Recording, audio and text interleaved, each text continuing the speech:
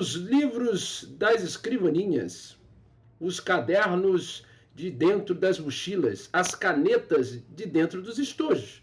Vamos pegar e anotar. É uma aula rápida, com conexão em pauta para a gente sanar as dúvidas da prova, que vai ser amanhã. Então, um vídeo pré-prova, tá?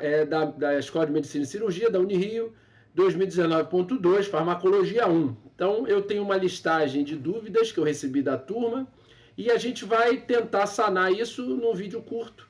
Eu já peço para vocês, quem não se inscreveu no canal, se inscreve no canal, ativa o sininho e ajuda nessa divulgação desse conhecimento científico que a gente busca já há alguns anos com esse canal, tá bom? Então vamos lá. Primeira pergunta é qual a diferença entre a pralidoxima e a atropina? Então aqui a gente já está falando da aula de colinérgico, tá? De agonista colinérgico e bloqueador colinérgico também. Como medida de suporte geral para intoxicação por organofosforado. Muito bem, então organofosforado é uma classe de anticolinesterásicos, tá? Mas que tem uma particularidade principal que poder ser feita uma ligação covalente com o sítio ativo da enzima acetilcolinesterase, com isso inativando essa enzima, uma interação fármaco-enzima de forma irreversível, tá? Como é que a gente vai tratar isso? Então, a atropina é um bloqueador muscarínico, tá? Ou melhor dizendo, um bloqueador colinérgico, sem uma seletividade, mas que a gente enfoca ele mais com os efeitos antimuscarínicos dele. E a pralidoxima é uma substância que não é mais comercializada no Brasil, não existe mais no Brasil a pralidoxima. Mas qual é o papel dela? Ela é um reativador da enzima acetilcolinesterase.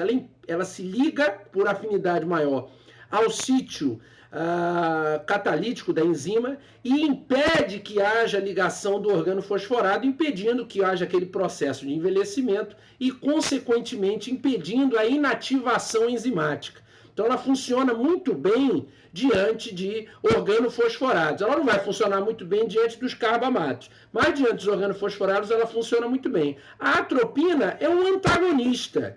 Então, ela vai antagonizar os efeitos do excesso de acetilcolina. Por que eu tenho excesso de acetilcolina? Porque a enzima que degrada a acetilcolina está bloqueada. Então eu tenho um excesso de acetilcolina e eu administro a pralidoxima para tentar, de certa maneira, impedir que haja ligação irreversível do fosforado com a enzima acetilcolinesterase, impedindo assim as consequências a partir dessa interação, né? Pergunta número 2, aí já relacionada a qual a definição e a diferença entre janela e margem de segurança terapêutica. Então, uma pergunta relacionada à primeira e à segunda aula, né, de cinética. Janela terapêutica ou índice terapêutico é uma margem de segurança que toda substância tem entre a dose eficaz em 50... Então, ela é relacionada a uma população de indivíduos. Então, a dose eficaz para 50% dos indivíduos até a dose tóxica para 50% dos indivíduos. Então, DE50, DT50, esse intervalo de doses é a janela terapêutica, o índice terapêutico. Alguns autores consideram ainda um sinônimo, margem terapêutica. Mas margem terapêutica pode ser entendido como a dose em que eu começo a observar os efeitos benéficos e começo a observar os efeitos tóxicos. Então, por exemplo, como é que tu vai entender isso? Margem terapêutica pode ser 10% da população apresentou um efeito terapêutico. Mas 10% da população não é uma dose que está contida na janela terapêutica. Janela terapêutica é a partir de 50% de indivíduos que têm apresentado aquele efeito. Então a margem começa um pouquinho antes. E a margem vai terminar um pouquinho antes. Então 10% eu já comecei a observar o efeito tóxico. Mas eu ainda não fechei a janela terapêutica.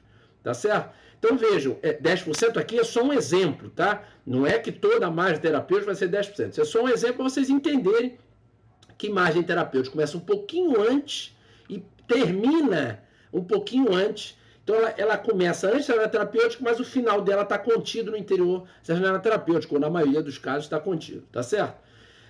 3. Como as drogas antimuscarínicas atuam na incontinência urinária? Muito bem. Os receptores muscarínicos do tipo 1, então aquela região do músculo liso da base da bexiga, ela é rica em receptores muscarínicos, especialmente do tipo 1. O que acontece com o bloqueador muscarínico?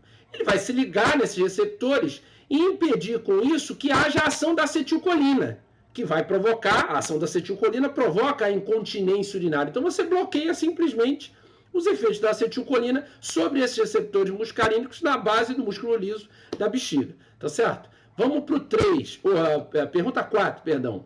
Pergunta 4 está relacionando a biodisponibilidade, profármaco, dose, intervalo de dose. Muito bem. O profármaco é uma substância que foi produzida, o conceito em si, ele é posterior. Mas essa ideia é você aumentar a latência ou latenciação. Isso já vem, por exemplo, o químico alemão Hoffmann, que sintetizou o ácido acetilsalicílico a partir do ácido salicílico, ele obteve esse ácido acetilsalicílico por um processo exatamente que seria hoje considerado como um profármaco do ácido salicílico. Então, qual é o objetivo de você ter um profármaco? Ou porque a substância tem perdas na absorção, ela tem dificuldades no transporte, na atravessar as membranas biológicas, barreiras biológicas, ou porque tem perdas em metabolismo de primeira passagem, ou perdas metabólicas que vai fazer com que eu tenha perdas de biodisponibilidade, ou porque eu tenho acelerado metabolismo e excreção. Então, vejam, é uma forma de eu potencializar o efeito, quer dizer, aumentar o tempo de ação, aumentar a biodisponibilidade do fármaco. Eu vou administrar uma substância que, antes de sofrer biotransformação, ela é inativa. Ela só vai ser ativada posteriormente. Isso favorece, pode favorecer, vai depender da substância, a absorção, a biodisponibilidade, o metabolismo, a excreção, a ação do fármaco. Vejam, então é importante o profármaco, tá certo? Toda vez que o fármaco passa, vamos a 5, pelo fígado, ele perde parte de si, é como se houvesse queda da biodisponibilidade a cada passagem ou só na primeira. Não, cada vez que ele passa, então vejam, há um número, um conjunto de enzimas e diversas substâncias estão sendo metabolizadas por essas enzimas. Lembre-se, as enzimas que participam do metabolismo, seja fase 1, fase 2, elas não têm especificidade. Elas são, a interação é por afinidade química e ela é aleatória. Tá? É o que a gente, um tempo atrás, um aluno descreveu numa prova, e eu acho que o termo é propício para ser utilizado, é promíscua a relação química entre as substâncias, entre os substratos e essas enzimas, sejam eles substratos farmacológicos, poluentes ambientais, derivados nutricionais. Então, essa interação, ela é aleatória, e quem tem mais afinidade se liga. Então, o fármaco vai passar diversas vezes, né, pelo fígado. Aquela substância ela vai sendo carreada no sangue e vai passar diversas vezes ali. Não é só na primeira que ela vai ter perda de biodisponibilidade. A biodisponibilidade dela vai diminuindo com o passar do tempo, até você repor, se for o caso, novamente, para recompor aquela quantidade. Lembre-se do estado de equilíbrio dinâmico. Tá certo? Então, não é só na primeira que vai acontecer essa perda, né? Da substância. Outra, ela pode passar uma vez e gerar um composto mais ativo, que vai ter que passar várias vezes. Você está entendendo? Então, isso é dinâmico, não dá para você pontuar. Esse que é o ponto. Não pontuam esses conceitos farmacocinéticos como se fosse uma caixinha. Coloquei aqui, olha, passou a primeira vez, então perdeu a biodisponibilidade. Não, a coisa é dinâmica, tá certo? Muito bem. 6. Bloqueadores colinérgicos, mecanismo de ação dos competitivos despolarizantes. Bom, aqui eu acho que está relacionando aos antagonistas muscarínicos e bloqueadores despolarizantes. Bom, aqui eu acho que tem bloqueio neuromuscular. Muito bem. Bloqueador muscarínico é bloqueio competitivo reversível do receptor colinérgico muscarínico, dos 5 subtipos. Tá? Com relação ao bloqueio neuromuscular, aí tem 2 tipos. As substâncias como succinilcolina, que provocam bloqueio despolarizante por excesso de estímulo, tá? Aí tem fase 1, fase 2. A fase 1 é esse excesso de estímulo, então deixa de ser responsivo. E a fase 2 é idêntica ao que é descrito como bloqueio não despolarizante. Ou seja, o que é o bloqueio não despolarizante? Uma substância, por exemplo, uma substância derivada de tubocurarino, curare, quer dizer, os curares, o curônio, atracúrio, quer dizer, essas substâncias, o que eles vão fazer? Vão bloquear o receptor na junção neuromuscular, o nicotínico. Com isso, não vai ter despolarização. É a característica da fase 2 do bloqueio despolarizante, tá certo? Vamos seguir. Diferença entre eficácia e potência. Isso é fundamental. Bem breve. Potência está relacionada ela tem uma relação direta com a afinidade, tá certo? Ela tem uma relação com a afinidade. E ela está relacionada à quantidade de receptores. Quer dizer, metade dos receptores ocupados e ativados, metade da eficácia, isso está relacionado à potência. Isso é diretamente relacionado à potência. Então, aqui é EC50, que a gente vê na aula, que eu até falo que é sinônimo de KD. O KD é a constante de dissociação, é inversamente relacionado à potência. O EC50 é diretamente relacionado à potência. Então, tem uma relação direta com a afinidade do receptor e, consequentemente, a resposta, metade dessa resposta máxima. Eficácia é o número de receptores ocupados e ativados, então é a resposta máxima. Quer dizer, eu posso gerar uma resposta máxima. Então, o número de receptores ocupados e ativados é proporcional à intensidade do efeito. Quanto mais receptor ocupado e ativado, maior a intensidade do efeito. Isso é eficácia. Potência é relacionada à afinidade do fármaco pelo receptor. Quem tem maior afinidade, normalmente vai ter uma dose menor, aí, relacionada à dose. Dose menor para ocupar e ativar e produzir 50% de eficácia. Então, isso é potência, tá certo? Recirculação hepática. Quer dizer, tudo bem. O que é, né? A pergunta é o que é recirculação hepática. O conceito fisiológico de circulação enterohepática, quando a gente estuda a fisiologia gastrointestinal, os sais biliares, o que acontece?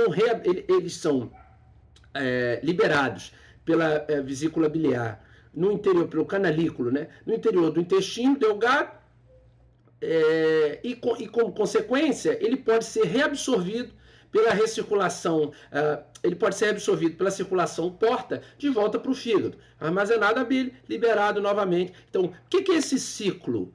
Quer dizer, você tem uma circulação enterohepática. Como que na farmacologia isso é útil? Por exemplo, você tem substâncias que vão atuar, por exemplo, sobre a captação, a redução da captação de colesterol, em que a ezetimiba, por exemplo, é a substância. Então, ela vai atuar nessa circulação, isso vai manter mais tempo o fármaco no corpo e mantendo mais tempo, consequentemente, a ação desse fármaco. Ele vai utilizar esse subterfúgio fisiológico para se manter mais tempo. Então ele vai ser recaptado para o fígado, de novo liberado pela bile, volta para o intestino, mais uma vez é captado pelo fígado, mais uma vez intestino. Então a coisa vai, tá certo? Vai se mantendo mais tempo. Isso que é a recirculação enterohepática, tá? E na farmacologia isso é importante porque mantém mais tempo a ação do fármaco, né? Vamos mais uma. Diferença de especificidade e seletividade. Para a farmacologia, muitas vezes esses termos são usados como sinônimos, tá certo? Então, a gente tem diferença semântica, obviamente, mas na farmacologia a gente costuma usar isso como sinônimo, tá? Então, não teria diferença. Meia-vida e volume de distribuição. Volume de distribuição é uma constante, um volume matemático que representa a quantidade, como eu digo sempre nas aulas, trocando em miúdos, a quantidade de fármaco que penetra nos tecidos e a quantidade de fármaco fica no sangue. Quanto maior o volume de distribuição, mais ele penetra. Quanto menor o volume de distribuição, mais ele fica no sangue. Só que quanto mais ele fica no sangue, maior a chance, mais vezes ele vai passar pelo fígado, mais vezes ele vai passar pelo rim e mais rapidamente ele vai sendo eliminado. Então, quanto menor o volume de distribuição desse fármaco, menor a meia-vida. Então, ele é eliminado mais rapidamente. Quanto maior o volume de distribuição, maior a meia-vida. Então, qual é a relação? É diretamente proporcional. Tá? E a última pergunta é entre o volume, o fluxo sanguíneo esplâncnico e o metabolismo de primeira passagem. se é direto ou inversamente proporcional. É inversamente proporcional. Então, quanto maior o fluxo sanguíneo esplâncnico, por exemplo, você utiliza dietas ricas em proteína, então elas vão fazer aumentar o fluxo sanguíneo dessa região. O fígado vai ter muito mais sangue chegando. Então, quanto maior o fluxo sanguíneo dessa região, menor o efeito de primeira passagem, porque o sangue vai passar com muito mais velocidade. Então, vai ter menos contato, menos tempo para a substância permanecer aí e sofrer algum processo metabólico. Então, é inversamente proporcional. Tá bom? Espero que tenha ajudado. Qualquer coisa, dê uma estudada nos livros, acesse o canal que a gente tem um resumo dessa aula, né? E boa prova amanhã. Um beijo do Magro.